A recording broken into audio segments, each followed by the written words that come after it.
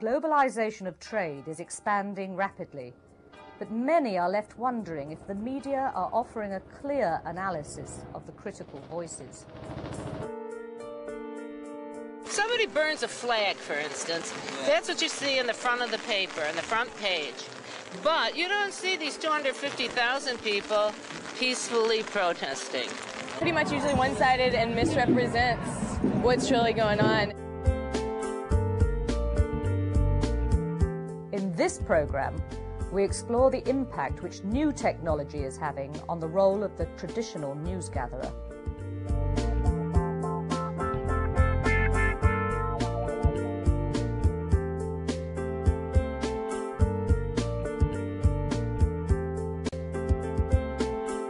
News reporting of globalisation became one of the main discussions at this gathering of television broadcasters in Scotland.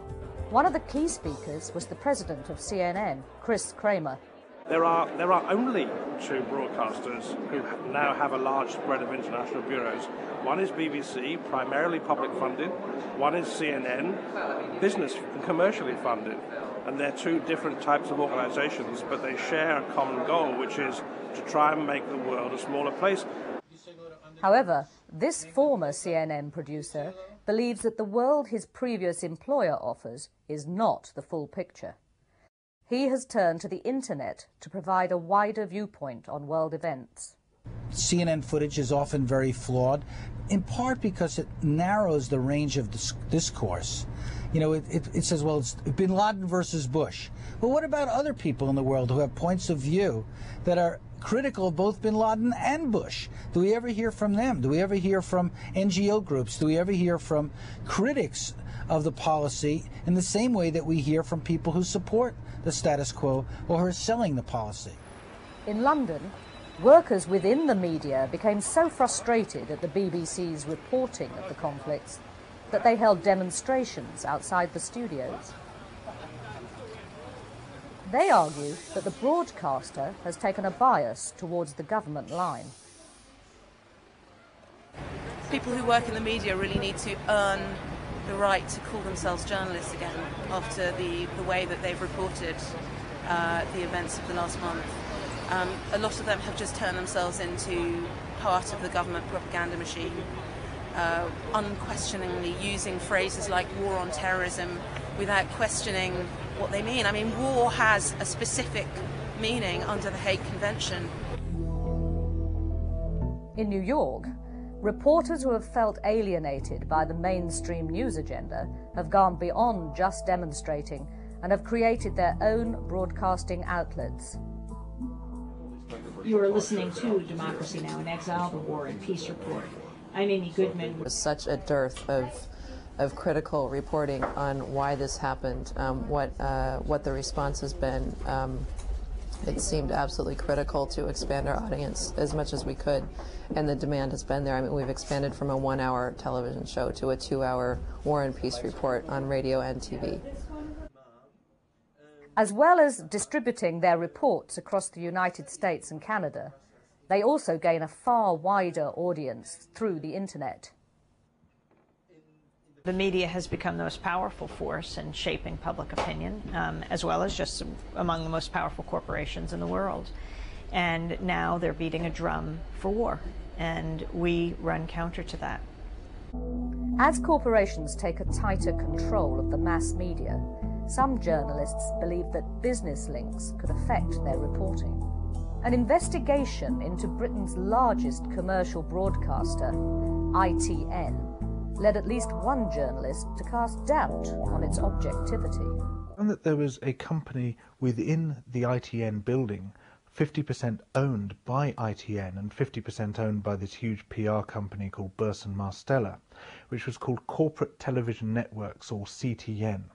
And CTN was using ITN staff to make highly misleading corporate videos, and it was effectively expecting its staff on the one hand to make this highly biased propaganda, and on the other hand to make objective news reports, and I felt that the two roles were entirely irreconcilable. Shell gives them starter packs, such as hairdryers, sewing machines or tool sets, so that they can start new businesses.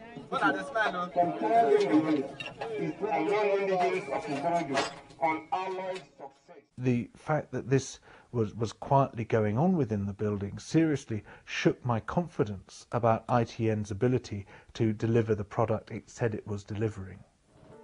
However, new technology, such as the camcorder, encourages people to record their own viewpoints of events, such as this oil spill in Nigeria. I'm blaming Shell. I'm blaming Shell for all the hazards that have been caused. We cannot even get our boats back again to excavate sand. We cannot even go to the water again to excavate sand. So our source of living is completely dead. We're all hungry. We don't know what to do now.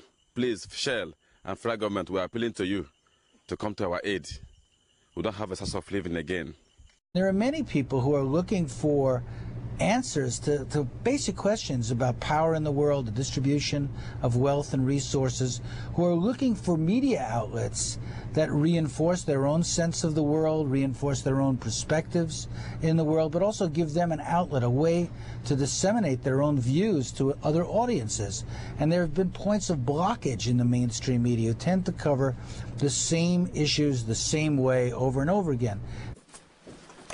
In an office occupation with a difference, environmental campaigners enlisted the World Wide Web to publish their concerns. We are in the Shell building on the embankment. My colleagues are now barricading the door, and we're shortly going to transmit live to the internet from inside the Shell building. Despite Shell cutting the power and all the phone lines, they still continued to transmit press releases using a mobile phone and a laptop. Instead of relying on the traditional media to put across our message, we can create our own agenda, put up exactly the information we want to put up, and bypass all those traditional barriers to getting the real messages across rather than just the spin the media want to put on. Even the images of police gaining entry 6 hours later could be seen live over the internet.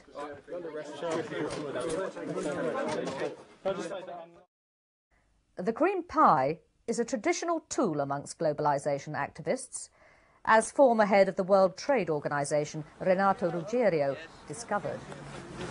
Sorry, excuse me, we're late for a meeting. Oh my goodness! Oh my God! Oh my God. It's a gift from the dispossessed. Unbelievable. The pies are now being aimed at people in the media who dismiss important issues, such as climate change.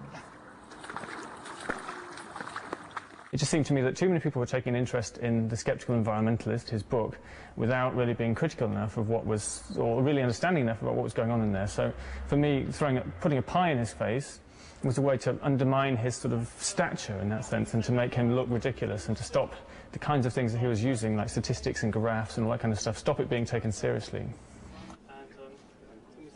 It used to be a process of getting out, engaging with the world, finding out what's happening. Now it's a process of sitting in the office, waiting for the world to come to you. And of course, the world that comes to you is the one that's got the PR agencies, it's got the money, it's got the time, it's got the resources to put out the press releases and make all the phone calls and the rest of it.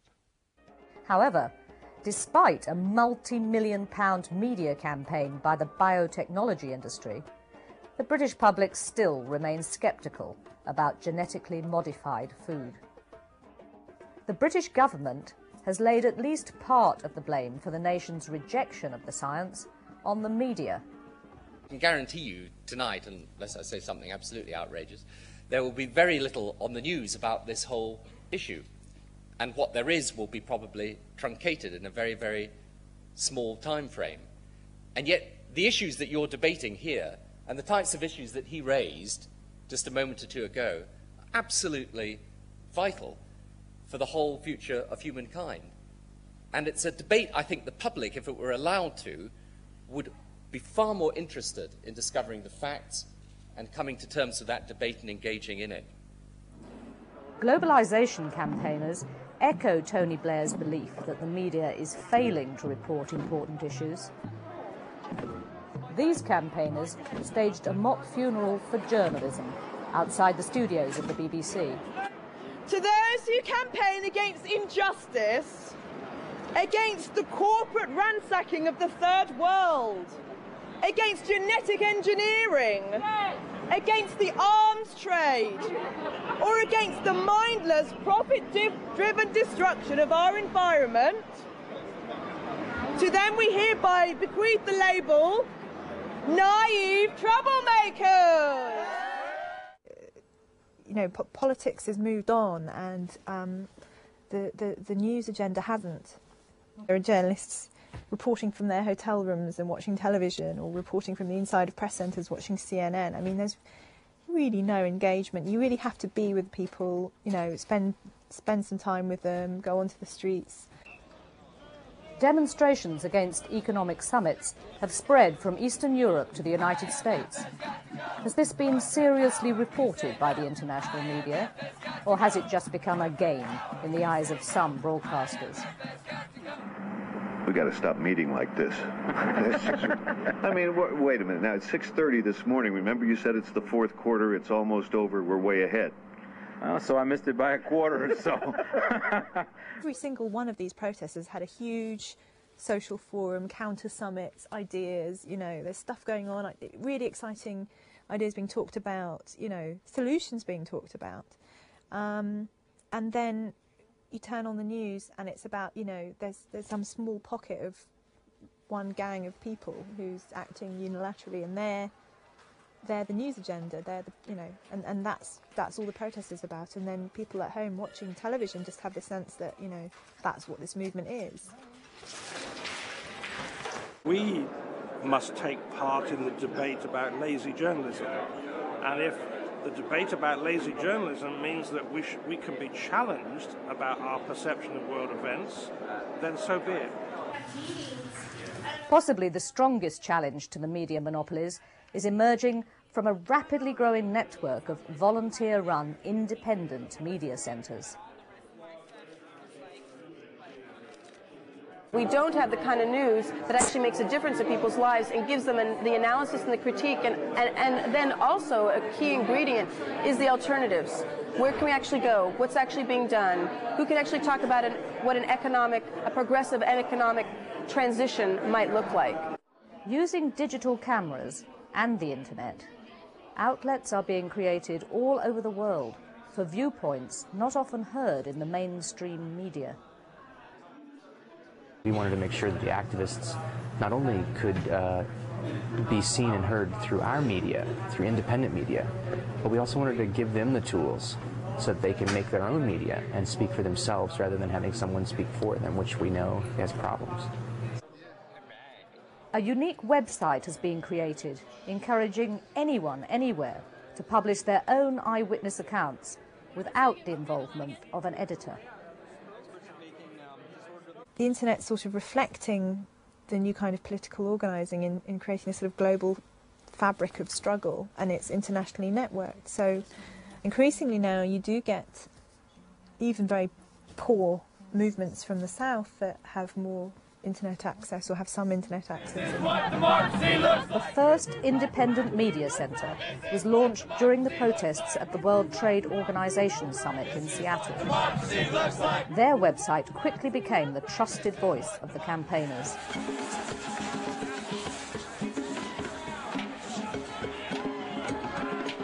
Once people realize that the mass media doesn't have a stranglehold on reporting what's going on, and I think you first saw this in November 1999 in Seattle with the Indie Media Center, where the police said, we're not firing rubber bullets, and then the Indie Media had their cameras saying, oh yes you are. When broadcasters failed to believe eyewitness accounts of police overreaction, images of officers shooting demonstrators with rubber bullets were distributed quickly and widely over the net.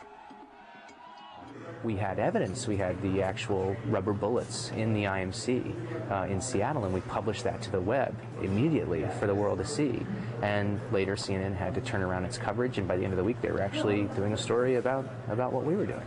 You know, Why did CNN or BBC fail to capture one image or not in, the last summit or other? The answer is because they don't have, despite their pretty enormous wealth, they don't have, multiple sets of camera eyes out there. Is the growing use of camcorders offering the public a truer picture of world events? The Independent Media Center provides a production infrastructure for independent groups. So this piece in the end is really an amalgamation, sort of an assemblage of a whole bunch of different kinds of visions of like what the week was about. There's growing dissatisfaction with mainstream media worldwide. In the United States, surveys have shown as many as 70% of the people, viewers, are unhappy with television. When they're actually asked about it, they say it sucks. Okay. The same thing is true within the media itself. As many as 70% of the journalists who work inside media are unhappy with the product of many media companies. So you have a great deal of dissatisfaction and searching for alternatives. In the ancient town of Genoa, Italian media tycoon come Prime Minister, Silvio Berlusconi, hosted a gathering of the 8 leaders of the most powerful industrial democracies in the world. To ensure their voices were heard, over 200,000 people travelled to Genoa to highlight the increasing role corporations were having in the running of their countries.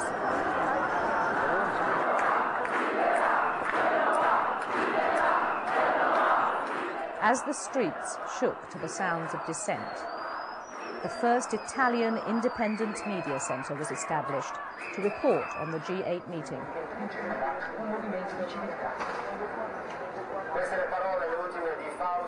Well, there were plenty of computers, telephone lines, mobile phones, and then different sort of equipment, and people were broadcasting. The protests became international news when police shot dead one demonstrator. At the same time, the cameras of the campaigners were capturing the full extent of police reaction. We recorded, images of police brutality, police criminality against protesters. We filmed both sides, but we were so much in the front line, we got into the firing line.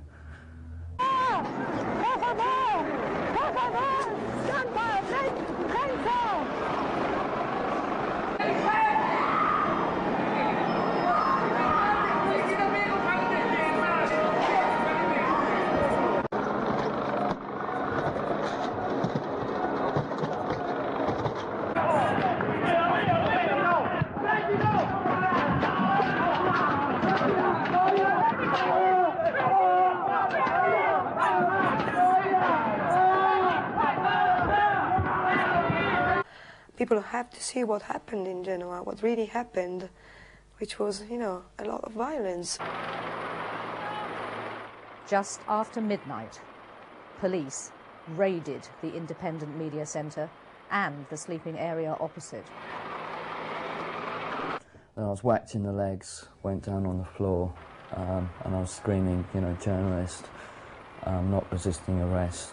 And then the other 5 turned around and started kicking me again. And I was just basically kicked out into the street. By that time, my ribcage had gone, the lung had been punctured, a lot of blood was filling up inside. When police finally left, blood stained the walls and floors. Cameras were smashed and computers lay destroyed, their hard drives ripped out.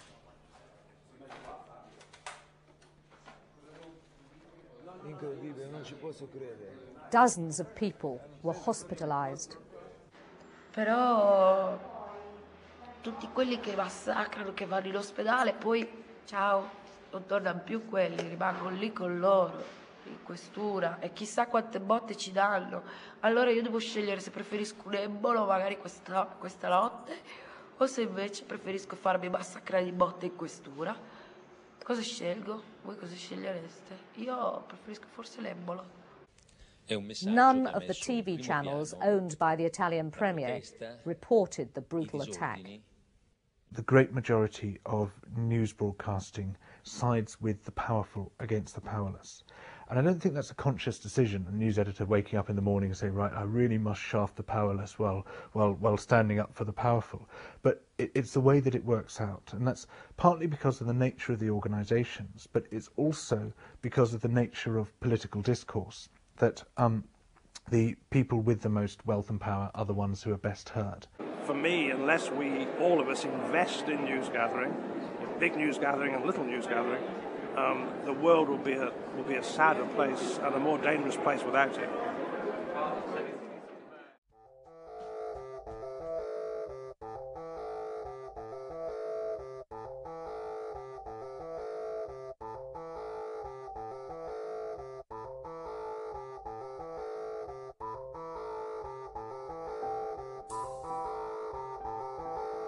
Wow.